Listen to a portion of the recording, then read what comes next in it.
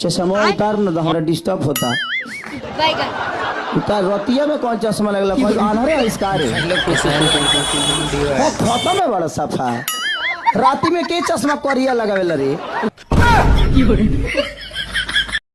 क्या आपको मालूम है कि सर लाल यादव ऐसे ही सुपरस्टार नहीं कहे जाते हैं बिहार के। ये भोजपुरिया के शान है और हमारे दिलों में बसते हैं। तो भाई लोग जो खेसारी लाल यादव के कट्टर फैन होंगे वो इस वीडियो को लाइक करें, कमेंट करें, सब्सक्राइब करें। खेसारी लाल यादव वैसे ट्रेंडिंग स्टार हैं, तो आप लोग इनको ढेर सारा प्यार आशीर्वाद दीजिए और आगे भी देते रहिए, हमारे भोजपुरिया का नाम रोशन करें।